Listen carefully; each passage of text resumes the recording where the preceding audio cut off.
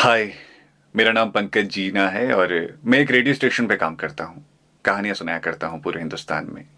नैनीताल का रहने वाला हूँ और पहाड़ों में ही मेरी ज़िंदगी बसा करती है, अगर ईमानदारी से देखा जाए तो। क्योंकि जहाँ इंसान का परिवार होता है वहीं उसकी ज़िंदगी होती है। तो अभी 2-3 सालों से मैं बाहर काम कर रहा हूँ, क्योंकि ज़रूरी हो जाता है ना कुछ कामों के लिए बाहर निकलना। तो आज मैं जो वीडियो बना रहा हूँ इसके पीछे मकसद है हमारे उन मेहमानों के लिए कुछ बातें कहना जो मेहमान हमारे पहाड़ों पर आते हैं। पहले तो बहुत बहुत शुक्रिया हमारे उत्तराखंड में घूमने के लिए। आप जब आते हैं तो टूरिज्म बढ़ता है और हमारी इनकम भी बढ़ती है, क्योंकि आप ही हमारा एक बहुत अच्छा इनकम का सोर्स होते हैं। आपकी वजह से हमारी रोजी रोटी चलती है। आप जब एक्सप्लोर करते हैं अलग अलग चीज़ों को, दुनिया को दिखाते हैं, तो हमको भी अच्छा लगता है कि हमारे पहाड़ का नाम देखिए कितनी ऊंचाइयों पर पहुंच पा रहा है। लेकिन समस्या सिर्फ तब होती है जब आप पहाड़ों पर आते हैं घूमने के लिए, थोड़ा शांति प्राप्त करने के लिए या कभी अपना मन बहलाने के लिए। लेकिन जब आप अपने निशान छोड़ जाते हैं ना पीछे, तो तकलीफ होती है। तकलीफ तब होती है जब हमारे नदी नालों पर आपकी कांच की बोतलें, आपके प्लास्टिक के चिप्स, वो सब कुछ पड़े रहते हैं, वो रैपर्स छूट जाते हैं। कई बार कई लोग इस बारे में बात कर चुके हैं, लेकिन लोग समझने का नाम ही नहीं लेते। लोगों को लगता है कि अरे यार क्या फर्क पड़ता है ना, एक मैं ही तो कूड़ा कर रहा हूं, उससे क्या हो जाएगा। आप एक बार ऐसा सोचते हैं, दूसरा भी ऐसे ही सोचता है, और धीरे धीरे धीरे करके हमारे पहाड़ों पर गंदगी होने लगती है। एक गुजारिश है आपसे हाथ जोड़ करके, हमारे पहाड़ों पर घूमने आइए, खूब वक्त बिताइए, जितना चाहे उतना वक्त वहां बिताइए, घूमिए। लेकिन अपने साथ ये जो प्लास्टिक आप लेकर के आते हैं ना, उसे वापस भी ले जाइए, उसे मत फेंकिए वहां।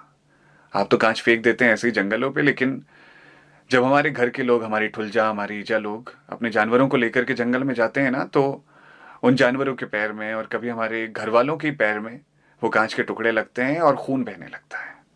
और मेडिकल की सुविधाएं तो हमारे पहाड़ों में है नहीं। और मेडिकल की सुविधाएं भी होती तो आपको हक किसने दिया हमारे पहाड़ों को गंदा करने का। आप क्यों इस बात को नहीं समझते कि पहाड़ की खूबसूरती तभी तक है जब वहां कूड़ा ना किया जाए। तो अगली बार आने से पहले बस इतना ध्यान रखिएगा, ये गुजारिश है आपसे, रिक्वेस्ट कर रहे हैं हम हाथ जोड़ के, कि आप अपने साथ जो भी सामान लेकर के आते हैं, चाहे वो प्लास्टिक हो, चाहे वो कांच की बॉटल्स हो, उन्हें वापस भी ले जाइए और जहां आपको डस्टबिन दिखे वहां आप उन्हें फेंक दीजिए, ताकि वो उसका निस्तारण अच्छे से हो सके। अभी कुछ दिनों पहले एक वीडियो भी देखा था मैंने, हमारे बुग्यालों पे कोई गाड़ी दौड़ा रहा था।